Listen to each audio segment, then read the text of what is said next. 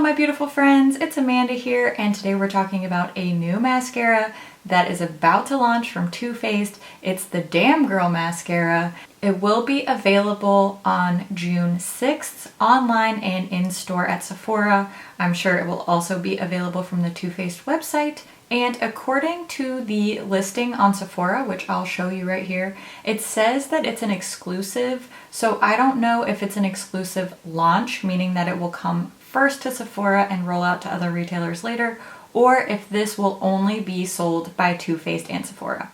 Only time will tell. I don't really know. I didn't get this in PR, so I don't have any information about it. I actually got this mini as like a bonus sample for my last Sephora order. So that's why I have the mini size and not the full size, and that's also why I know literally nothing other than what's online. First, let's just take a close-up look at the packaging. This is what the packaging looks like. The outer carton as well as the little mascara tube itself has this really cool like crystal faceted look to it.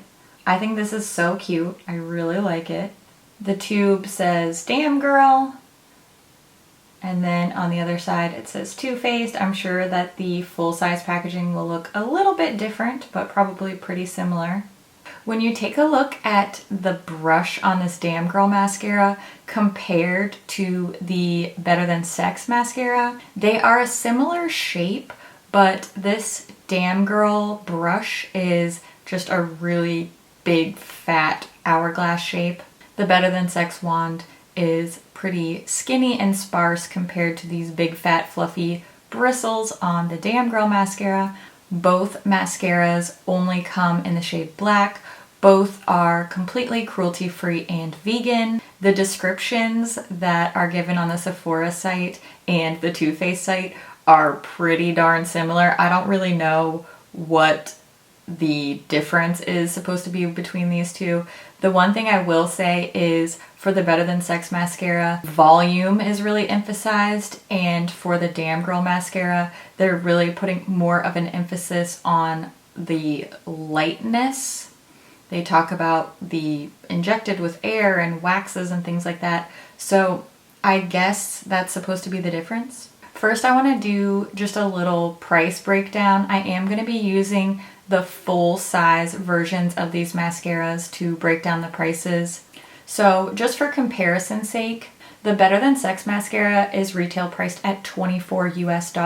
Better Than Sex contains 8 milliliters or 0.27 fluid ounces. So the Better Than Sex mascara is priced at $3 per milliliter. When we take a look at the Damn Girl mascara, you're getting a lot of bang for your buck here. This does cost $1 more, so it's $25 US per tube. However, the tube of Damn Girl mascara contains 12.7 milliliters, so a significant jump in the amount of product. That's 0.43 fluid ounces, which means that the Damn Girl mascara is priced at about $1.97 per milliliter. Value-wise, it's kind of a blowout. The Damn Girl mascara is significantly better value. Now it just depends on how does it compare. So what I'm going to do, first I'm going to show you a side-by-side application demo. I'm going to apply the Better Than Sex mascara on one eye and the Damn Girl mascara on the other eye. That way you can see them side by side and see what the differences are, if there are any differences. I've also been doing a wear test today of this Damn Girl mascara. I washed my face, I redid my makeup, and I applied the Damn Girl mascara on both eyes. I've been wearing it all day. I've been filming wear test check-ins for you. That way you can see how this one wears. So first, let's take a look at that side-by-side application demo. We're gonna do a side-by-side so that we can see if there's any difference between the Damn Girl mascara and the Better Than Sex mascara. I always curl my lashes before I put mascara on, so I did that just in fairness to really see the application difference. The Damn Girl mascara is up first, and I did notice that this wand is quite large compared to my eyeball, so I had to be really careful when I was applying this, but it did go on very smoothly. It's not as dry or as clumpy of a formula as the Better Than Sex has been in my experience. And I did have to be quite careful on the lower lashes, but just taking some extra time, I did find it pretty easy to apply, and one coat looks pretty good. Let's see what one coat of the Better Than Sex mascara looks like in comparison. Same idea here. I did just find it a little bit easier to apply since the wand is smaller, but you'll see when you see the close-up that this one is just a little bit more dry. There are a little bit more clumps or flakiness compared to the Damn Girl mascara. This is a little bit older tube, even though I just opened it today, so that may account for some of the clumpiness in this one. But when we look at these side by side, I think they look pretty similar. I'd love to hear your thoughts if you notice any difference. But overall, as far as length and volume goes, I think they look pretty much the same. I think I could get away with wearing these two different mascaras without anybody really noticing.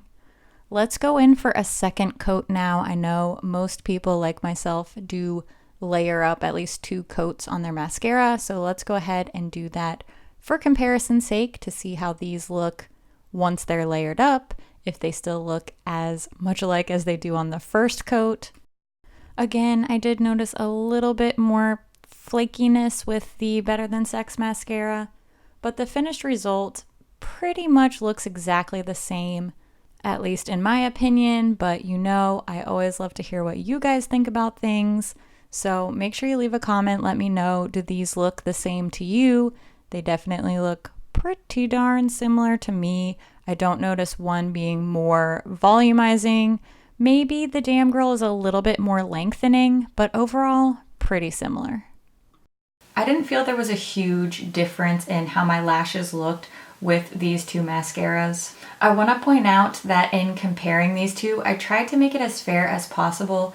I did use the mini of the Better Than Sex mascara since this is the mini, and I don't know if you've experienced this, but for me, sometimes the minis are a little bit different than the full size, and since I don't have access to a full size one of these yet, I just felt it was most fair to compare a mini to a mini. These are both freshly opened, brand new tubes. The side-by-side that you saw was the first time either one of these had been used. However, in the interest of full transparency, this one has been sitting in the drawer for probably 2 or 3 months just because I haven't gotten around to using it. So it was freshly opened, but it wasn't like I just went out and purchased it on the same day. This is just as close as I can get as far as control measures go, so take that with a grain of salt. But I do think this was still a pretty decent, fair comparison. Since these did end up looking pretty similar on my lashes, the tipping point for me, besides the value, which we already discussed, is how it wears, because for me, my main problem with Better Than Sex mascara, it applies beautifully, it looks great, but even just 2 or 3 hours of wear and I start to get a lot of smudging along my lower lash line. So the tipping point for me is going to be how this Damn Girl mascara wears. Does it smudge? That's a big factor for me. So let's take a look at my wear test check-ins and then I'll wrap up all my thoughts at the end. Here I am checking in after about 3 hours of wearing the Damn Girl mascara. So far it's holding up pretty well. I do see like couple little tiny flakies, but nothing too terrible yet. By this point of wearing the Better Than Sex mascara, I would have it smudged all down here. So far so good at the 3 hour mark. I will check in again in another few hours. Okay, I'm in for my final check-in now. We are nearing 6 hours of wear, not quite to 6, but this is the end of the time I have to film today. So this is the last check-in, close to 6 hours of wear. And as we pointed out earlier, I was getting a little flaking down here. I decided not to wipe that away just in the interest of this wear test. I wish I wouldn't have done quite as smoky of a lower lash line today because I can't tell how much smudging I'm getting down here, but with the Better Than Sex mascara I would be smudged all the way down here. So This is really performing nicely. I do want to say I did get a big old smudge over here. I don't remember if that was here on my last check-in a few hours ago, but that's a pretty significant smudge. I mean, I could easily wipe that away, but I just wasn't cleaning anything up so that you could see really how this wears. I didn't get any transfer up onto my brow bone at all, which is another issue I've had with Better Than Sex.